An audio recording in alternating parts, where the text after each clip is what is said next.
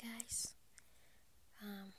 It's been a while. It took me forever to get in the mood to make a part 2 to this video, but I think I'm in the mood now. I noticed people wanted me to finish reading this book, Angels of Abundance, and it's by Doreen Virtue, and I haven't really read that much of it since I got it because I've been really busy, but I guess I can read it now for you guys and for myself. So, in case this is your first time seeing this one, it's just about heaven's messages to help you manifest, support, and supply every form of abundance. So, yeah. This is where I left off.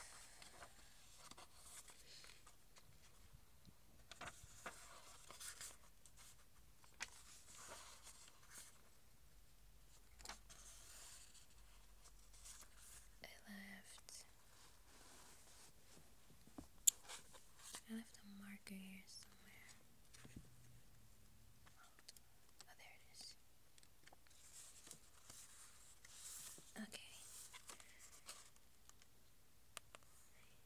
Okay, hold on.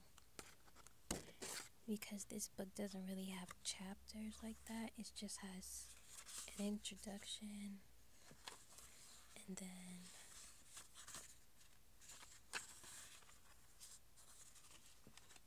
hold on. Messages. So I'm not sure if I should start off with the introduction or read from the message part. But yeah, see, it says message instead of chapter. I'm already here, so I'll read this part. Okay. So it says, hold on. I'm using my phone, so it might be a little awkward, but yeah. So it says, the first lesson from the angels of abundance is to ask for help. This may seem obvious, but if overlooked, this is the reason why so many people needlessly suffer. Unless you ask, no one, not even God, can help you. Because of the law of free will, which respects your right to choose your life's path, God and the angels can't intervene without your permission. This means that you must ask for what you want. Whatever help you need, God and the angels are always supportive. No undertaking is too great or too small for them to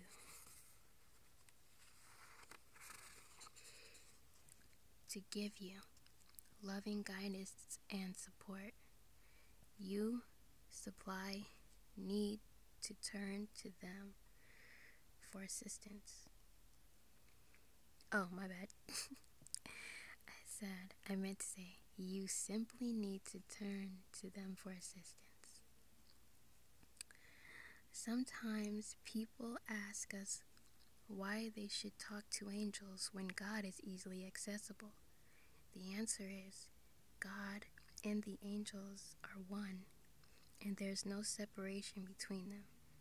The word angels means messengers of God. Think of the angels as thought forms from the Creator. When you talk with and listen to God, you are sending and receiving angels. God is also one with you, Jesus, the saints, and everyone else.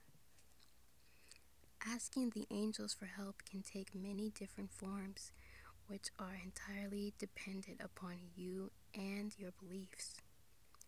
Angels are non-denominational, unlimited, and unconditionally loving. They are ministers, mediators, and messengers of God's will of peace. Angels can bend physical laws to help those who call upon them.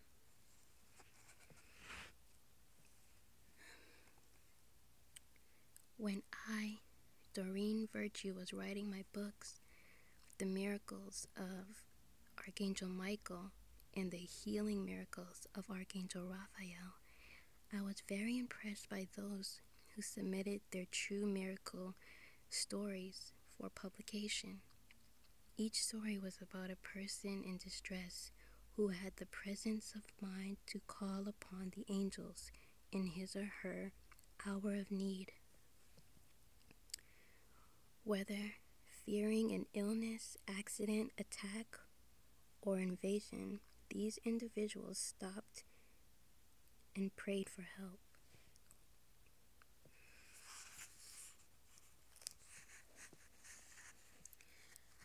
I admire these folks because it would have been so easy to scream or curse during these frightening situations. But instead of reacting out of fear, they had the composure to say, or call out loud for divine intervention. And because they asked for help, it was given. Some people are afraid to ask for help because they don't feel like they deserve it. They feel they need to be saint-like and perfect to earn heaven's aid. If this were true, no one would receive it. Help isn't a reward, it's an effect. Cause and effect mean that you do something. The cause, which in this case is asking for help, and then the effect occurs. You receive help. It doesn't matter how you ask for heaven's help, but only that you do ask for it. You can call upon God, Jesus, saints, ascended masters, and the angels through traditional prayer, via meditation, affirmations, visualization, music, writing, or another creative activity, or by pouring out your honest feelings to heaven in a heart-to-heart conversation. Here's a sample of a prayer that you can say.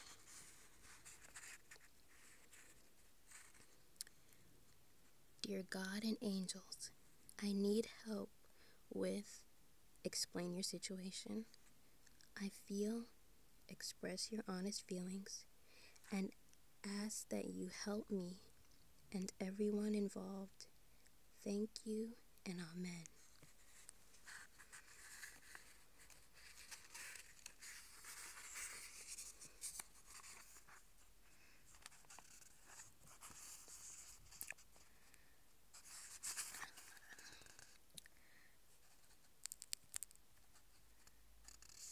God already knows what you need, how you feel, and what you require help with.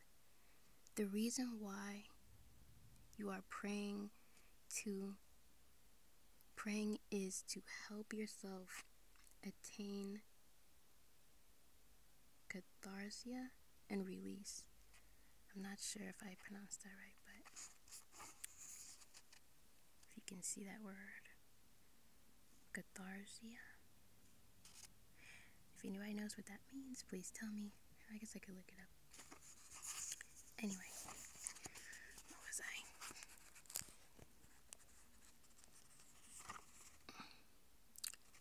When you air your feelings, you lessen their pent-up stress energy.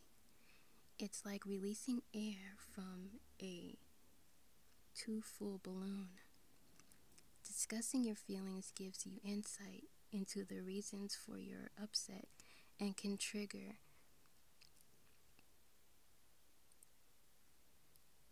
epiphanies. Yeah, epiphanies about solutions.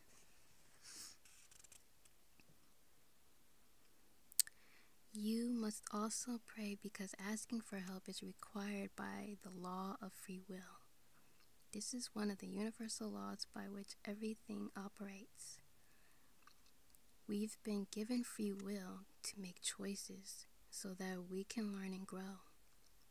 Your prayer could be formal and traditional or free-flowing from your soul.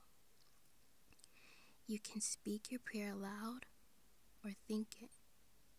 Since heaven can hear your thoughts, you can write the prayer as a letter to God and the angels. You could sing the prayer to heaven. You could even, in a moment of frustration, scream the prayer.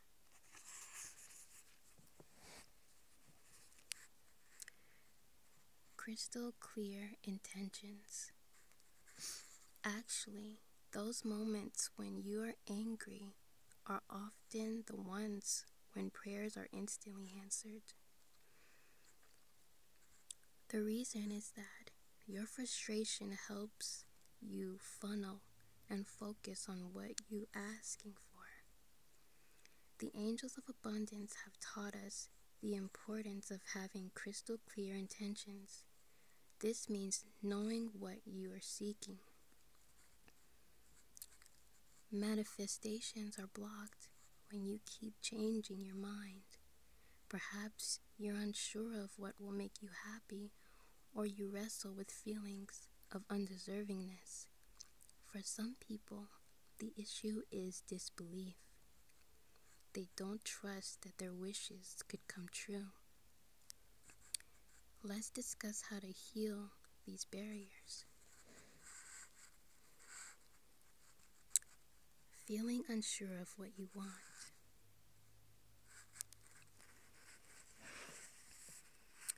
It's okay if you don't know the specifics to ask for.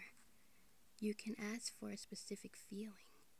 For example, you can ask to feel safe, financially secure, respected, fulfilled, and so forth. The conditions that yield these feelings will be guided by God's infinite wisdom, so you don't need to worry about the details.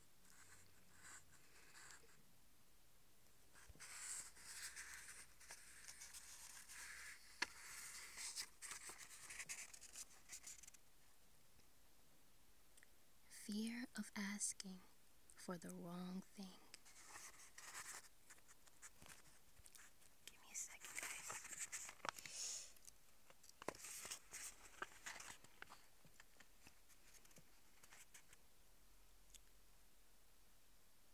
Our remedy for the above fear is add this prayer to your request for help. This or something better, God. This prayer acknowledges that God's will has higher standards for you than you do for yourself. You may be willing to settle for less, but God, who is your loving parent with unlimited resources, wills your complete peace. So ask for what you want, but leave a lot of room for God to upgrade your prayer. We have also great experiences with praying for guidance about what to ask for. Ask for anything you need help with, including help with asking for help. Fear that you don't deserve help from heaven.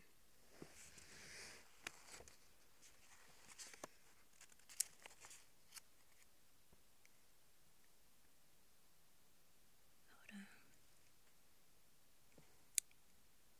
Sometimes this fear stems from organized religious teachings that promote fear and guilt.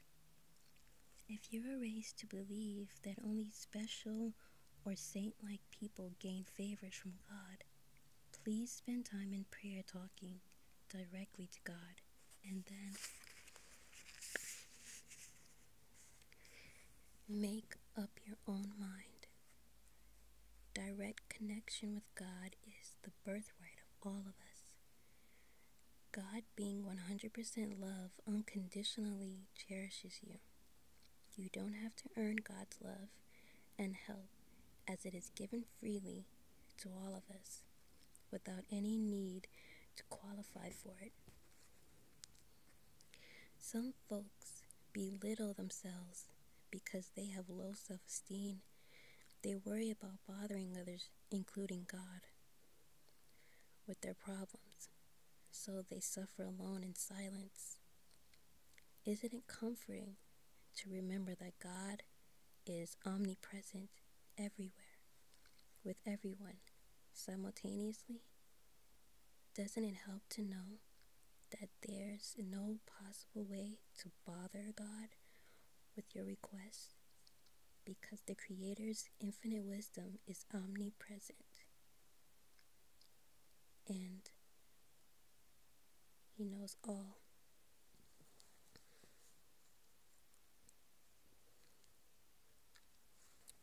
The next one is feeling selfish.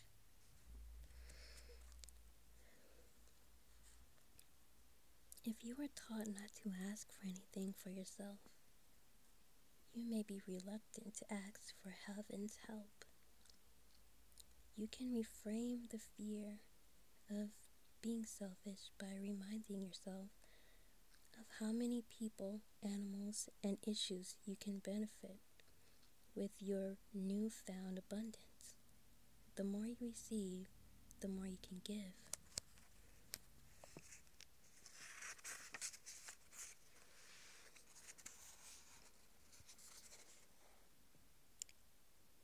Your receiving doesn't take away from someone else. In spiritual truth, there really is an infinite supply of everything. You may be the one who helps with the equal distribution of wealth. Disbelief. If you don't believe that your prayers will be answered, you may not say those prayers in the first place. Perhaps you were disappointed in the past when your request didn't manifest. So you hedge against future disappointments by not asking at all. You can heal this tendency by focusing on all of the times when your prayers were answered. Think about a situation when you were pleasantly surprised because you received what you asked for. Please don't allow the big disappointments to blot out all the smaller miracles that have come your way.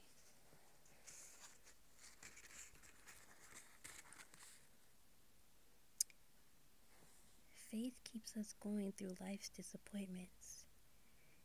It's important to keep our faith alive even when it seems unwarranted. Optimism is a positive energy that draws abundance and all good things to you. Without faith and optimism, you may miss the answer to your prayer. You increase your faith by asking Archangel Michael, the angel of courage and strength, to come into your dreams when you are asleep. Your ego is also asleep, so it can't override your divine guidance. As you're falling asleep, say this silent or loud. Dear God and Archangel Michael, please enter my dreams tonight and clear away any fears that have blocked my faith in the past. Please renew, and refresh my faith so that I trust in you and my inner guidance. Amen. The next part of this book says how to clarify your desires, but I'm gonna leave it right here. If you guys want me to keep reading from this book, then I will. And I hope you like what you heard so far, and I will be back with the rest rest of this book if you guys want to hear some more. So, thank you guys, love you guys, and later.